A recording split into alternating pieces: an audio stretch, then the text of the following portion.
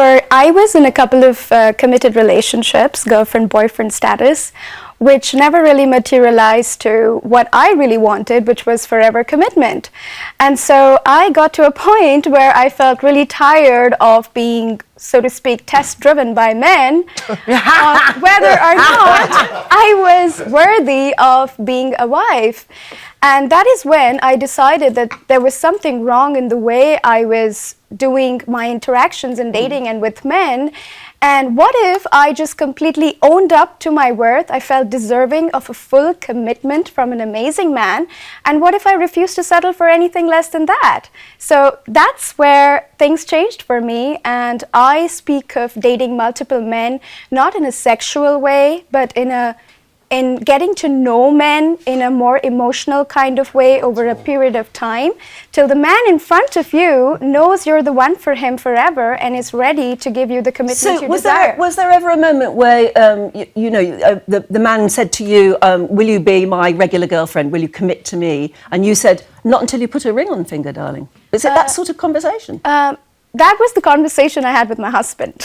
Your now husband? My now wonderful, amazing husband. Yeah. But before that, I said yes to being girlfriend, yes. Yeah. Yes, and I said yes to being girlfriend, and I don't see anything wrong with a woman owning up to the fact that she wants forever commitment. Now, this approach may not work for people who are happy being girlfriend, boyfriend.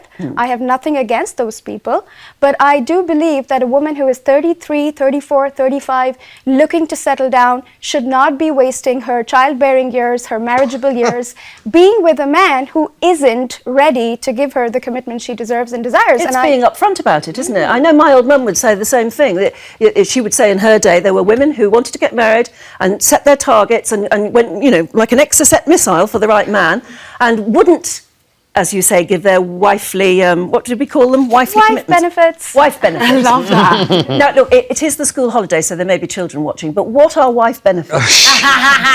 Come on, Anne. We know.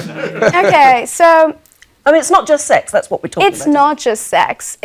I believe women get really hurt when they focus completely on one man, think he's going to be the one, get attached with his family, sleep with him, cook for him. So don't cook for him, don't get to know his family particularly. No, do get to do all of that. Do get to do all of that. Just don't say yes to exclusivity till he really has a solid offer for you. Hannel, what would you like? I love it. You are my hero. Oh my God. Literally, Right, go on, ask her. The thing is, with me, because I'm single, and it's a travesty that I'm even single in this day and age. Do you know what I mean? I know so many amazing single women that have everything. They've got their career, but they're getting older, and no one wants to settle down. And I know a lot of good-looking men that are single and not interested in settling down. They love playing the field. So I'm like, listen, if you're 35 and you've got everything in life, but you just want a man, do that. I love it. I think you're right, but I just need to know the rules, so teach me. So how many people are you allowed to date at once? Because with me, I've got loads of suitors, I'll get confused. One day it's Jerry, next day it's George. So you need to tell me, how many? 2, 3, 7, 10, 12? How many? Well, it depends on the amount of work you're willing to put in, but I imagine you're a really busy woman. Very busy. Yeah. Yeah, so you could have your PA maintain an Excel sheet, maybe. Love that. With a little tally chart. But really, I think when we talk the first few dates, it can be a lot of men, but over time... You whittle them down like an X Factor. They're going to get filtered out, and you're going to build a pool of really good men, 2, 3 maximum. Yeah. And these are the men you're going to be spending most of your time with. But you've got to withhold your wifely benefits. Do you have to withhold your wifely benefits? Yeah. What if you were free with the benefits for your favourites? Do you know what I mean? That's absolutely fine. Right. See, again, I'm not an old-fashioned, but they might never get to putting a ring on your finger. But everyone's got to have fun in their life. Do you know what I mean? I feel like you listen to Beyonce if you want to put a ring on it. I love it. Would this work for any gender at all? Absolutely. Absolutely. So men can do it with women? Yeah, so, this could work with, the same sex as well. Because what we're looking for is just you, when you're dating out there, knowing what is it that you want and being very upfront about it.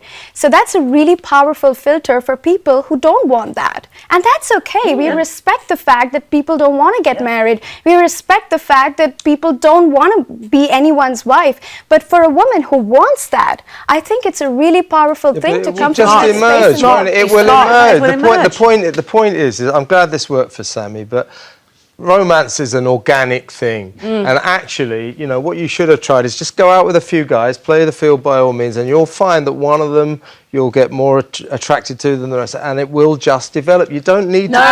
You don't need to do these business contracts. And by the way, Sami, with all due respect, I don't think you really understand men. I like this sexless dating thing. It's not going to go down well with the guys.